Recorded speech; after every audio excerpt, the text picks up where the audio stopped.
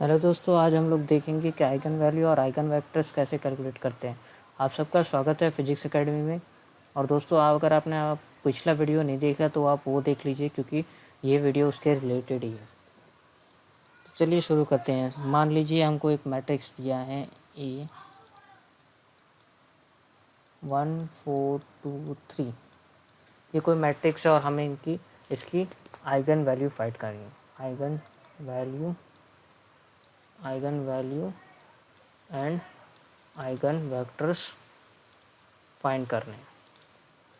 तो इसके लिए हम लोग क्या करेंगे, सबसे पहले कैरेक्टरिस्टिक इक्वेशन का यूज़ करेंगे और उसके थ्रू उसका डिटरमिनेंट निकालेंगे। उसका डिटरमिनेंट निकलेगा तो हमें एक पॉलिनोमियल निकलेगा। उसका पॉलिनोमियल को सॉल्व करके हमें रूट्स मिलेंगे। उसके जो रूट्स होंगे वो होंगे आइगन वैल्यू।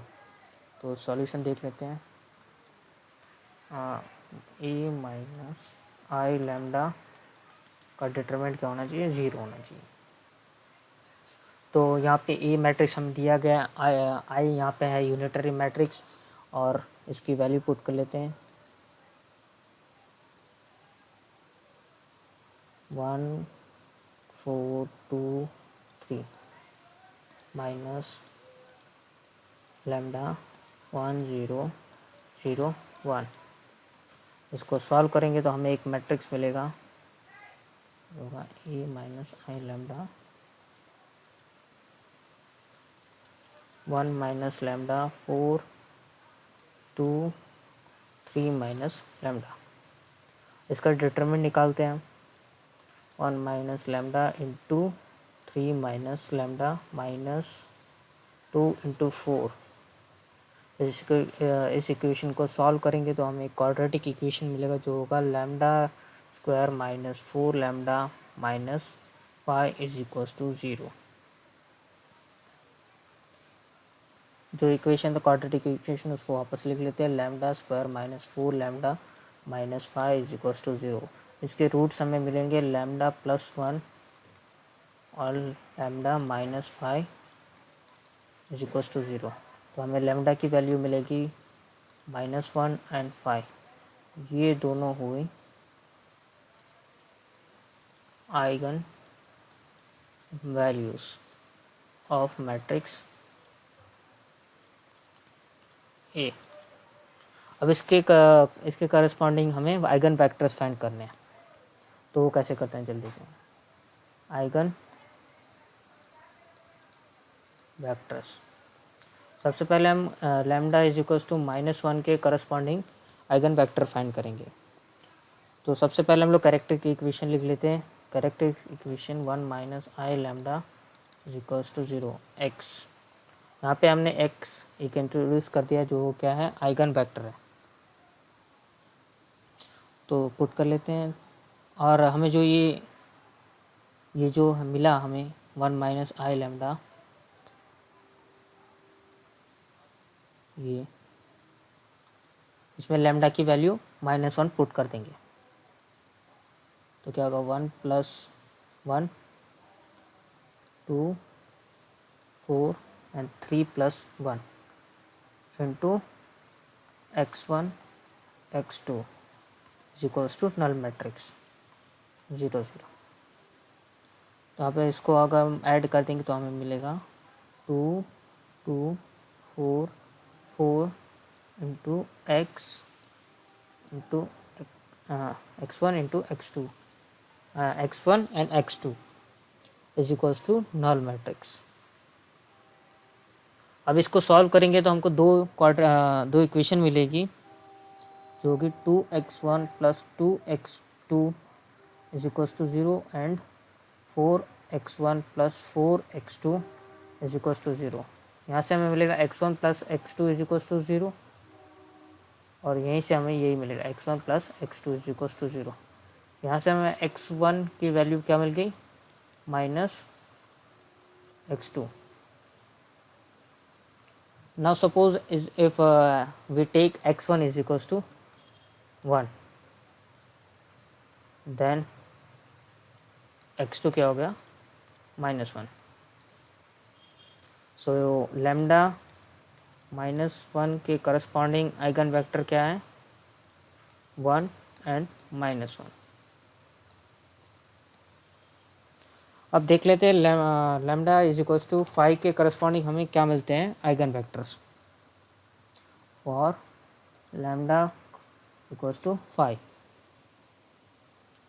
सिमिलरली वही करेंगे, लैम्डा की जगह 5 पुट कर देंगे और हमें क्या मिलेगा, मैं पुट करके नहीं मैं डायरेक्ट लिख रहा हूँ -4 4 2 -2 x1 x2 is equals to null matrix. और इसका मल्टीप्लिकेशन करने के -4x1 plus 2x2 is equals to 0, 4x1 -2x2 is equals to 0।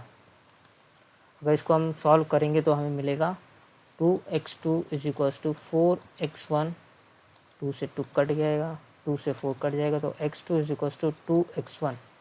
ये हमें वैल्यू मिल गई x2 की। ना सपोज हम x2 इज इक्वल्स टू कोई भी ले लें, मान लीजिए हम ले लेते हैं 3, x2 इज इक्वल्स टू 3, नहीं 6, मान लीजिए 6 ले लेते हैं, x2 इज इक्वल्स टू 6, तो हमें x1 क्या मिल जाएगा, x1 हो जाएगा x2 बाई 2, 6/2, x1 हो जाएगा 3। तो लैम्डा इज इक्वल्स टू 5 के करस्पॉन्डिंग हमें मिल गया हमें मिल गया आइगन वेक्टर, दैट इज 3 और 6। ठीक है, इसके लैम्डा इज इक्वल्स टू 5 के करस्पॉन्डिंग आइगन वेक्टर्स हैं। अगर ये हमें मिल गए आइगन वेक्टर्स, और अगर हमें ये आइगन वेक्टर्स मिल गया और हमको वेरीफाई करना है कि हमारे जो ये आइगन वैल्यू और आइगन वेक्टर्स मिले वो सही है कि गलत है, तो वेरिफिकेशन देख लेते हैं। तो वेरीफाई कैसे करेंगे, वेरिफिकेशन सबसे पहले मैट्रिक्स ए लिख देते हैं। ए ये ऐसे होता है 1 A into X is equals to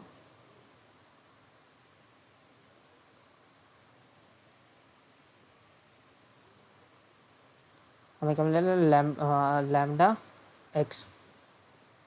यहाँ पे ये क्या है, आइगन वैल्यू। देख लेते हैं हमें ये मिलता है कि नहीं मिलता।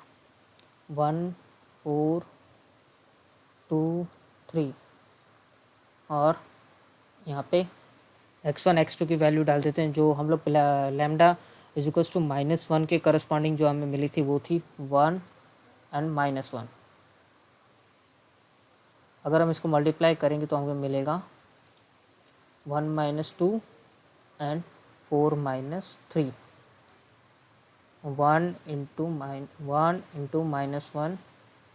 इंटू 1, फिर plus 2 into -1, 1 - 2, 4 into 1 plus 3 into -1, 4 - 3, और ये हमें मिल गया -1 और 1, जो कि हमारे corresponding lambda is equals to -1 के करस्पॉन्डिंग क्या थी, आइगन वेक्टर्स थी। तो ये क्या है, eigen value.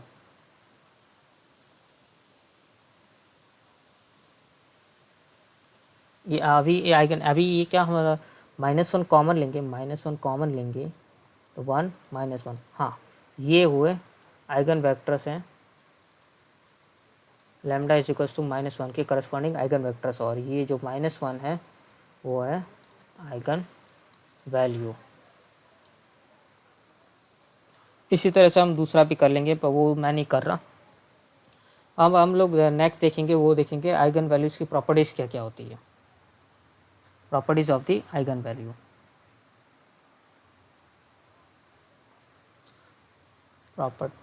Properties of eigen value. सबसे पहली property, sum of eigen values of a matrix is equal to the trace of the matrix. Sum of eigen value of a matrix is equal to the is equal to the trace of a matrix. अब ये trace क्या होता है? Trace मान लीजिए कोई matrix है 1 4 9 8 2 7 6 5 3।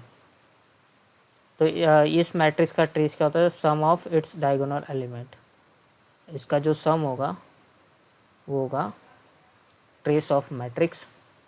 ये मान लीजिए कोई मैट्रिक्स ए है, तो इसको लिखते हैं ट्रेस ऑफ ए, जो कि होगा 1 + 2 + 3 कितना का 6।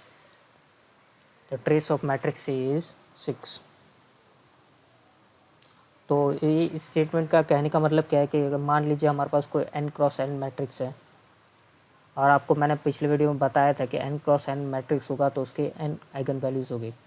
तो n आइगन वैल्यूज मान लीजिए λ1 + λ2 + λ3 + λ4 अप टू प्लस λn, ये किसके इक्वल होगा? Trace of that matrix. मान लीजिए वो मैट्रिक्स ए है। तो इस स्टेटमेंट का कहने का मतलब ये है। अब दूसरा प्रॉपर्टी देख लेते हैं, प्रोडक्ट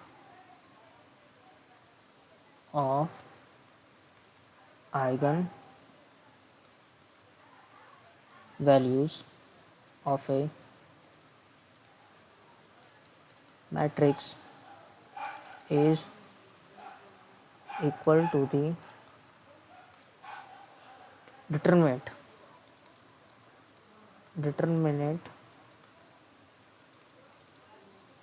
of the matrix। तो स्टेटमेंट का कहने का मतलब क्या है? मान लीजिए कोई हमारे पास n×n ऑर्डर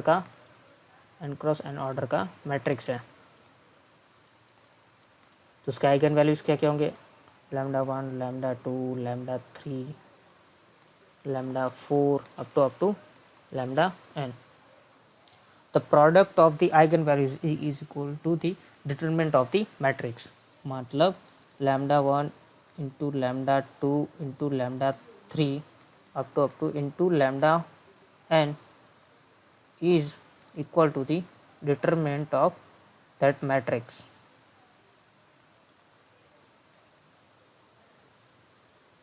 ये हुआ दूसरा प्रॉपर्टी ऑफ, और last third property of a eigenvalue। Suppose we have a matrix B whose eigenvalues are λ1 λ2 up to λn। तो मान लीजिए हम कोई कांस्टेंट से मल्टीप्लाई कर रहे हैं किसी मैट्रिक्स को, तो मान ले ये फर्स्ट प्रॉपर्टी, मतलब इसमें पार्ट है, इस प्रॉपर्टीज़ का पार्ट है। मान लीजिए ये मैट्रिक्स बी को हम किसी स्केलर से मल्टीप्लाई कर रहे हैं, मान लीजिए उस स्केलर है के, तो के बी। तो अब पूछ लिए अगर कोई मैट्रिक्स के साथ हम 4 को मल्टीप्लाई कर रहे हैं और पूछे कि इसके आइगन वैल्यूज़ क्या होगी, तो ये होता है